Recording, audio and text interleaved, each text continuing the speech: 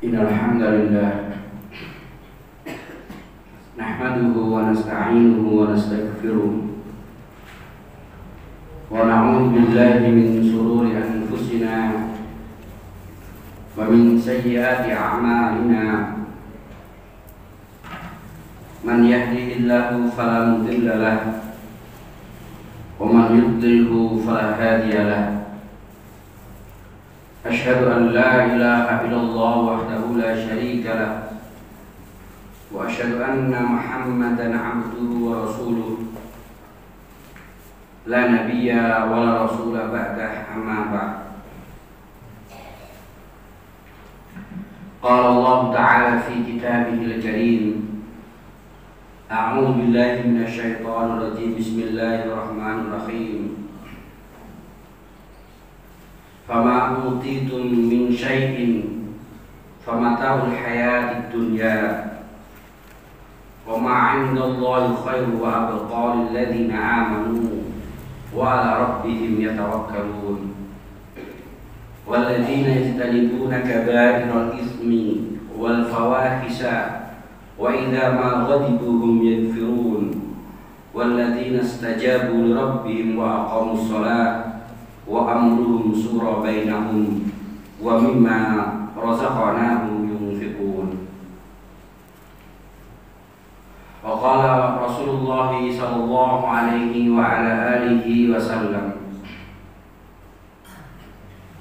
bada'at islamu ghuraba fasayakunu kama bada'a fatuba lil ghuraba. Sadaqallah wa sadaqa Rasulullah sallallahu alaihi wa ala alihi wasallam. Alhamdulillahi rabbil alamin. Marilah kita senantiasa menambah syukur kita, kembali mengulang syukur kita, karena seringnya kita lalai dari nikmat Allah Subhanahu wa ta'ala. Padahal tak sedetik pun kita itu tidak mendapatkan nikmat dari Allah. Jadi sekali lagi, tak sedetik pun kita itu lepas dari nikmat Allah Subhanahu wa ta'ala. Setiap detik pasti kita mendapatkan nikmat dari Allah Subhanahu wa ta'ala. Detik ini kita bisa melihat, detik ini kita bisa mendengar, detik ini banyak sekali diberikan oleh Allah Subhanahu wa ta'ala. Bahkan kita terlalai dalam keadaan tidur pun nikmat Allah terus diberikan kepada kita. Namun sadar dan kita mengakui kita itu banyak lupanya untuk bersyukur kepada Allah Subhanahu wa ta'ala. Orang yang lupa dari syukur oleh Allah Subhanahu wa ta'ala dibuat pikirannya tidak fokus, selalu berpikir nanti bagaimana, kalau bagaimana dengan saya nanti, bagaimana dengan anak saya nanti, bagaimana dengan nanti. Pikirannya terus membayangkan sesuatu yang membuat dia bingung. Kenapa? Saat itu pikirannya tidak ingat Allah Subhanahu wa ta'ala. Padahal kalau kita itu ingat Allah Subhanahu wa ta'ala, saat ini pun kita mendapatkan nikmat pun gak usah dipikir. Kita hidup dari kecil, sampai sekarang itu banyak nikmat Allah yang datang tanpa harus kita pikir. Ketika kita berada di pangkuan ibu, langsung ada rezeki yang namanya ASI. Dari mana itu arahnya ASI? Kalau nggak ada, kita juga nggak ada ASI waktu kecil. Dan rezeki demi rezeki yang diberikan oleh Allah Subhanahu wa ta'ala kebanyakan datang tanpa dipikir begitu ribet.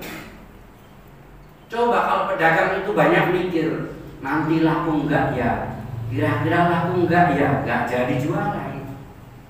Udah berangkat ternyata ada yang beli, yang diperkirakan beli tidak beli, yang tidak disangka-sangka beli. Maka orang yang lupa kepada Allah Subhanahu wa Ta'ala, otaknya dibuat bingung menghadapi kenyataan. Padahal sudah nyata kok bingung gitu. Yang lebih ngeri lagi bingung menghadapi bagaimana esok. Tapi kalau ingat Allah Subhanahu wa Ta'ala, dia sadar seperti yang dikatakan dalam ayat ini, fama utitum min syai'in famata'ul hayatid dunya. Ketahuilah, ini bimbingan Al-Quran, ketahuilah apapun yang telah diberikan oleh Allah sejak dulu, sekarang dan nanti, itu semuanya sebenarnya hanya kesenangan semata. Kesenangan semata maknanya kesenangan yang hanya sementara. Ketika kita belum dapat, kita pengen. Ketika sudah dapat, kita bahagia. Tapi tidak lama, kita biasa. Setelah biasa, kita bosan. Setelah bosan, kita buang atau kita lupakan. Itu semua kayak gitu. Pengen mobil, dapat mobil, menikmati mobil, biasa pakai mobil, bosan dengan mobilnya, jual. Semuanya kayak gitu. Tapi sebenarnya apakah kita terus berpikir lagi yang baru lagi, yang kamu inginkan, yang baru lagi, yang membuat kamu pusing 7 keliling, itu semuanya akan seperti itu lagi. Maka jadikan semua perjalanan hidup nikmat-nikmat yang kau nikmati, kata Allah, wa ma indallahi khairu.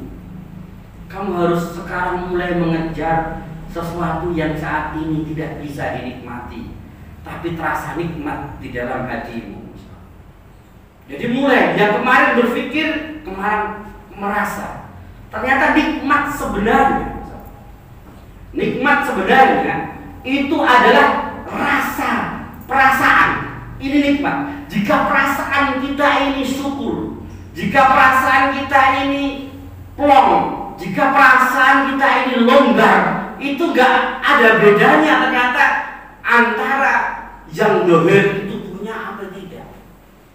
Kalau otak, bahagia itu tergantung dohir, sesuatu yang tampak. Aku akan bahagia jika punya rumah. Pertanyaannya, apakah orang yang punya rumah, bahkan yang mewah-mewah itu hatinya bahagia? Belum tentu.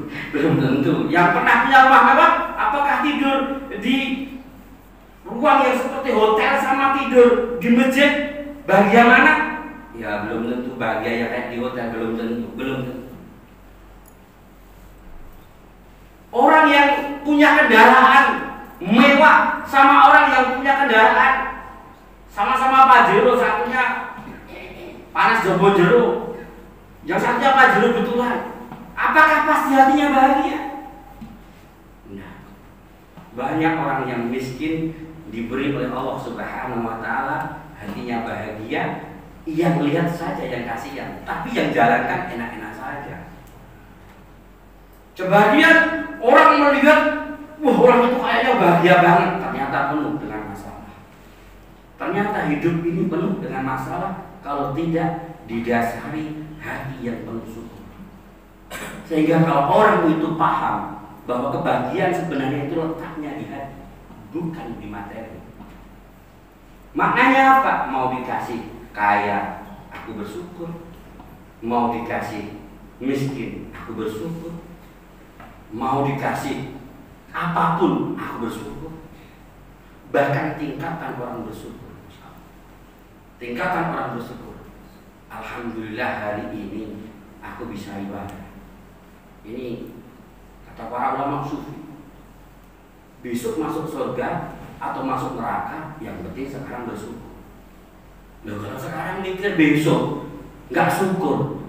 Aku sholat, aku Jumatan, ya nek mlebu surga. Kalau enggak, sholat kalau enggak nggak ada yang tahu surga apa nerakanya. Akhirnya mikir sholat enggak waktu habisnya sholat. Udahlah, lakukan ibadah, nggak usah mikir besok. Karena kalau kita bersyukur, la in syakartum la azidannakum. Nikmatnya ibadah itu dimelaksanakannya. Ini dicatat. Nikmatnya ibadah itu dimelaksanakannya, bukan di hasilnya. Sama kerja itu nikmatnya di kerjaannya, bukan di hasilnya. Kalau semua orang memikirkan hasil, pasti kerjaannya amburadul. Sudah dikasih kerjaan, gajinya sekian, dia nggak cuma memikir hasil terus, dia malah nggak fokus di kerjaannya. Kerjaannya sudah paling nomor 1 misalnya, paling tinggi, kok pikirnya cuma hasil, pasti dia nggak fokus di kerjaannya, ingin nambah hasil lagi, ingin nambah hasil lagi, ingin nambah hasil lagi. Padahal itu udah kerjaan tertinggi. Tapi kalau orang yang menikmati pekerjaan, bahagia dilaksanakan pekerjaannya, hasil berapapun disyukuri. Ada kisah. Ada seorang raja di zamannya Harun al-Rasyid. Tidak hanya Harun al-Rasyid, dia memiliki gubernur, bahasanya harus sekarang penguasa. Dia memiliki seorang gubernur atau penggawa yang dia punya pembantu, kerjaannya itu santai sekali. Datang ke kerajaannya atau ke istananya, ke gubernurannya, nyapu, bersih-bersih, ngepel gitu kan, sebentar doang. Habis itu tidur gitu. Sedangkan ini mikir rakyatnya bagaimana, hari ini ada laporan ini, laporan ini. Melihat setiap hari kok enak ya jadi tukang kebun ya. Kok enak ya jadi tukang kebun. Kerjaannya jam segini sudah selesai.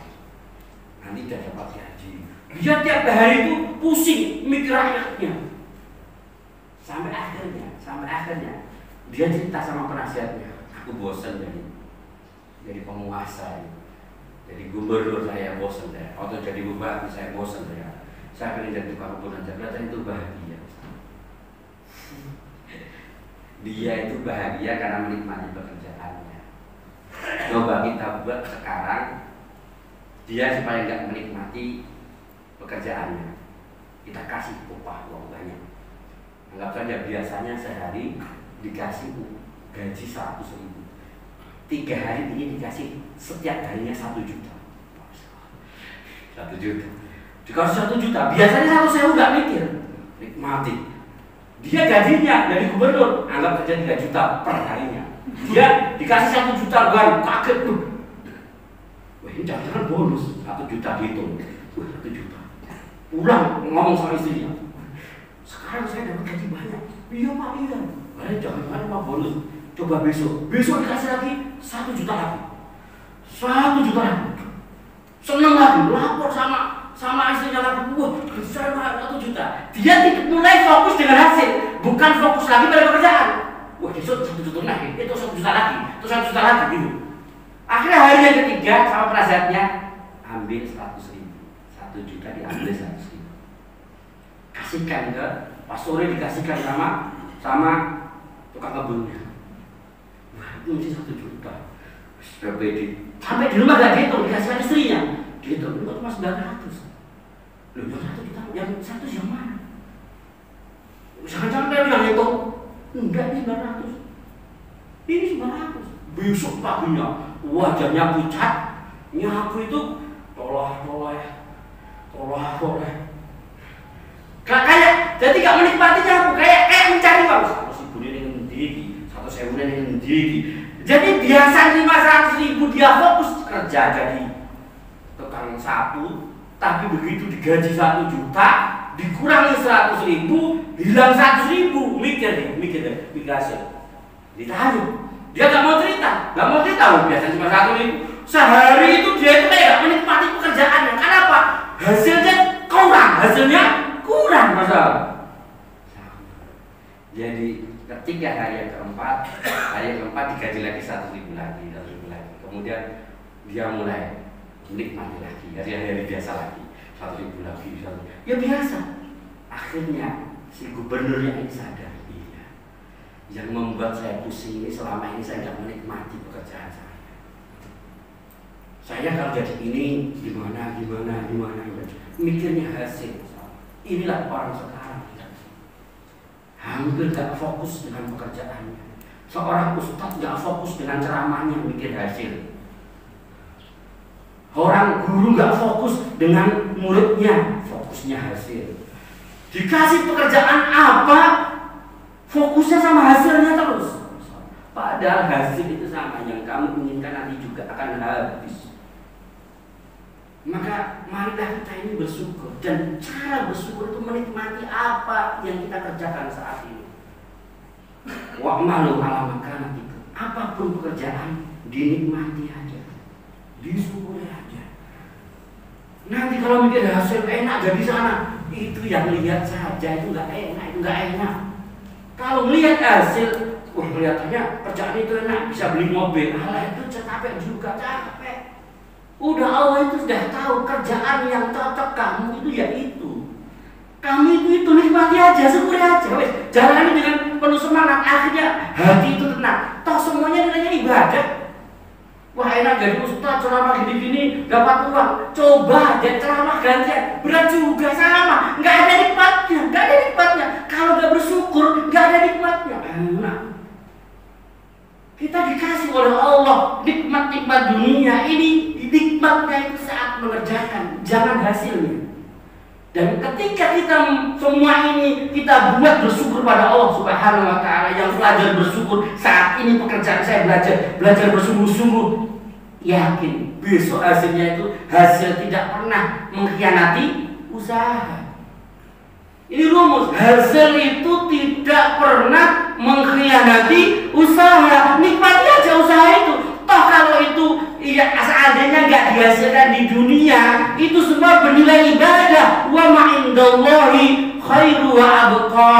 Kalau kamu melaksanakan segala sesuatu dengan niat ibadah, sebenarnya ada hasil itu ada dua, ada di dunia, ada di akhirat. Kalau dikasih di dunia masih nyimpen akhirat, makanya kamu ingat dengan akhirat. Mungkin kamu merasa ini nggak cocok, kayak gini tuh nggak cocok dengan saya, masa cuma segini. Ingat di akhirat sana masih disimpan sama Allah Subhanahu wa taala. Itu tabungan kamu yang nggak pasti diberikan oleh Allah Subhanahu wa taala. Kalaupun di dunia nggak dapat apapun, hanya ucapan terima kasih saja, ini tabungan di sana lebih banyak. Justru khawatirlah ketika kamu diujo. Karena kebanyakan kita sadar di ujo itu lebih tidak kuat daripada diuji. Kita sudah pengalaman, sudah menjalani hidup itu gak sehari dua hari. Nek diujo itu banyak beloknya. Semua termasuk ustaznya sama. Kalau diujo banyak beloknya. Kalau kamu itu diberi lebih dari pekerjaan kamu malah belok. Sudah punya baju, beli baju lagi. Sudah punya mobil, beli mobil lagi. Sudah punya motor, beli motor lagi. Rumahnya masih bagus, dibongkar lagi. Pokoknya kalau diuji itu banyak kerenanya, banyak beloknya. Maka kalau diuji, cobalah ketika diuji menikmati ujian yang sedang dialami. Walaupun diuji dinikmati. Alhamdulillah ketika diuji, kita itu seringkali kalau diuji malah rajin ibadah. Kalau diuji malah rajin ke masjid. Kalau diuji malah rajin berdoa. Tapi kalau diuji, aduh masalah. Maka sebenarnya kalau kita itu menikmati apa yang diberikan oleh Allah dari pekerjaan itu, dan itu niatnya untuk ibadah, untuk menabung di sana, hasil di sana itu khairu wa abqa. Apapun yang kamu terima di dunia ini itu hanya dikit banget. Yang di sana khairu wa abqa lilladzina amanu, bagi orang yang percaya tadi. Bagi orang yang percaya. Makanya nikmat kebahagiaan itu muncul ketika ada nikmat iman. Kalau gak ada iman, gak ada bahagia. Masa kayak gini, maunya protes terus, gak terima dengan apa yang diberikan. Maunya protes, ini kurang. Ini karena bagi khairu wa abqa, ini yang membuat bahagia hanya lilladzina amanu, bagi orang-orang yang percaya, yang punya iman. Kalau nggak percaya, udah orang itu udah nggak percaya, ribet semuanya itu hitungan, dan hitungan di dunia ini nggak ada yang pas. Sulit pas kepunjuran atau kurang pas yang ceramah saja, wah itu kesenian sudah sekali itu kelamaan itu. Mau ngepaskan sesuai dengan keinginan jamaah itu berat kok. Ya udah ceramah aja, mau diomongin kelamaan, mau sebentar, udah pasnya kayak gitu. Tapi sulit ngepaskan. Setiap orang beda-beda. Wah kamu ceramah enak, itu nggak enak. Ngepaskan itu nggak enak. Makanya udah nikmati aja, nikmati. Sulit ngepasnya itu sulit. Tapi lilladzina amanu wa ala rabbihim yatawakkalun, dan dia selalu semeleh hati ini. Yatawakkalun, semeleh hati ini. Maka kalau hati itu gak semeleh, ini ibaratnya tanaman gak punya media tanam. Jadi iman itu kayak tanaman. Yatawakkalun, orang yang pasrah, semeleh itu seperti tanah. Kalau kita punya tanaman bagus tapi gak diseleh di tempat yang subur, ya percuma gitu. Jadi kalau kita punya tanaman yang indah, yang bagus, ya jangan cuma dipajang doang. Tanaman inilah, maka amal yang tidak cukup, harus tambah wa ala rabbihim yatawakkalun. Punya iman di hatinya dan punya ketawakalan yang untuk tanaman imannya. Jadi kalau kita sudah punya iman dan yatawakkalun, walladzina yajtanibuna kaba'iral itsmi wal fawahisa, maka jangan sampai kita menjadi orang-orang yang terus, karena semua keinginan, semua perasaan kurang ini menggiring seseorang untuk melakukan dosa besar. Korupsi, mencuri, itu awalnya gara-gara kurang hasilnya. Korupsinya tukang nyolong waktu, korupsinya wong angon nyolong kolon jono, korupsinya pejabat, itu satu kurang. Makanya semeleh dengan hasil, iman bisa lebih. Sehingga orang yang bisa seperti ini menjadi orang walladzina yajtanibuna kaba'iral itsm. Saya nggak akan pernah melakukan dosa. Bismillah. Walaupun pasti dosa, tapi nggak ada niat untuk melakukan dosa. Kita nggak punya niat melakukan dosa, itu saja pasti melakukan dosa kok. Lah kok malah pengen niat melakukan dosa, ini kurang. Piye cara aku ngapusi? Piye aku carane ngapusi ra konangan? Piye aku carane njupuk gak konangan? Piye aku carane korupsi gak konangan? Lah wong yang tidak punya niat saja itu mesti melakukan dosa kok, malah punya niat. Yang dilarang itu niatnya. Jangan punya niat untuk melakukan dosa karena hasil yang diberikan oleh Allah menurut perasaanmu kurang. Jangan. Wal fawahis, apalagi melakukan fawahis. Apa bedanya kaba'iral itsm? Nek kaba'iral itsm ini tidak ada yang dirugikan, tidak ada yang dirugikan. Contohnya korupsi waktu, pekerjaan sudah selesai, korupsi waktu, sebenarnya secara matematika ada yang dirugikan. Tapi kalau fawahisa sampai ngambil miliknya orang dan merugikan orang. Jadi orang kalau merasa kurang, kalau nggak melakukan dosa pasti dolim. Ini ngeri. Dan sebab kalau diingatkan marah. Kamu nggak mau sama saya, makanya jadi orang jangan gampang marah. Idza ma'udibu hum yakfirun. Kalau kamu hatimu mulai merentol, pikiranmu mulai butek dan nafsu kamu sudah mulai tinggi, yakfirun, segeralah minta ampun pada Allah. Ini awalmu marah. Orang salah itu kalau konangan marah. Orang salah kalau konangan marah. Tapi kalau orang nggak salah konangan, dong saya nggak apa, ya dibuktikan aja. Maka orang kalau kita menuduh orang dia marah itu ciri khas dia salah sebenarnya. Cuma mau menutupi kekurangannya, menutupi kesalahannya dengan marah. Maka jangan marah. Kalau kamu nggak melakukan dosa, kalau kamu nggak menzalimi, untuk apa marah? Daripada marah lebih baik diam. La takdok, walakal jannah, kata Rasulullah. Kamu harus berusaha untuk menjaga agar tetap stabil emosimu. Jangan marah. Dan rahasia untuk tidak marah ini yang terakhir, walladzina istajabu li rabbihim, kalau dipanggil Allah ya segera datang. Untuk apa? Wa aqamus shalah, menjalankan sholat. Masya Allah, ini goalnya seperti ini. Nek ini nggak gampang marah, pengen nggak melakukan dosa, pengen jadi orang yang limo, semeleh, imannya berkembang. Walladzina stajabu lirabbihim, kalau dipanggil sama Allah yang segera datang. Allahu Akbar, segera datang. Jadi orang yang gampang marah, makan makanan haram, mendolimi orang, itu ciri utamanya. Nek diceluit Allah, cuek is the best. Untuk waqam sholat, kalau ada masalah wa amruhum syura bainahum, kalau sudah rajin sholatnya dipanggil oleh Allah, segala masalah itu bisa dirembuk sesama manusia.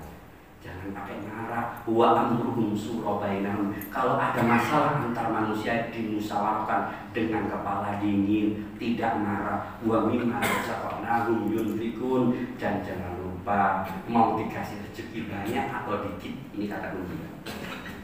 Mau dikasih rezeki banyak atau dikit, sisihkan untuk diinfakkan.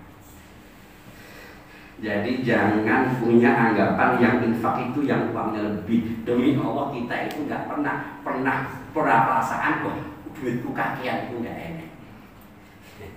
Jadi nggak ada orang yang merasa duitku wis akeh, aku terus infak. Semua orang yang jadi kayak duitnya kurang, makanya wa mimma razaqnahum yunfikun, mau dikasih rezeki akeh positif, ojo lali diinfakno. Insya Allah itu menghapus perasaan marah, bisa menghargai orang lain, bisa bermusyawarah ketika memang berat. Islam itu memang berat, tapi memang harus diperjuangkan karena kebahagiaan sebenarnya adalah di hati kita. Maka ketika kita dipanggil oleh Allah, yang dipanggil bukan tubuh kita, bukan wajah kita, tapi yang dipanggil hati kita. Ya Tuhan nafsun mutmainnah, wahai hati yang damai tenang, irji'i ila rabbika radiyatan mardiyah, saatnya engkau pulang kepada Allah dengan hati yang tenang, dengan hati yang bahagia, dicintai oleh Allah Subhanahu wa taala. Fadkhuli fi ibadi wadkhuli jannati. Mudah-mudahan yang sedikit ini bisa mengingatkan saya secara pribadi dan bisa mengingatkan kepada semua agar kita itu menjadi orang-orang yang apapun yang diberikan oleh Allah ini sebenarnya hanyalah untuk sadar bahwa ini sementara dan ini hanyalah tanaman yang kalau kita tanam sebenarnya akan menjadi tanaman surga. Jadi dengan atau saya ini yang kita lakukan semuanya bisa menjadi tanaman surga asalkan dilandasi dengan iman, ya tawakalun, dan penuh kesyukuran. Ciri khasnya orang yang bisa kayak gini ketika dipanggil oleh Allah untuk sholat agi-agi, ora kosik-kosik itu. Wal asri innal insana lafi khusr illa alladziina aamanu wa 'amilus shalihati wa tawassaw bil haqqi wa tawassaw bis sabri wa rabbighfir warham wa anta khairur rahimin. Hey there. Subscribe to my channel and also press this bell icon.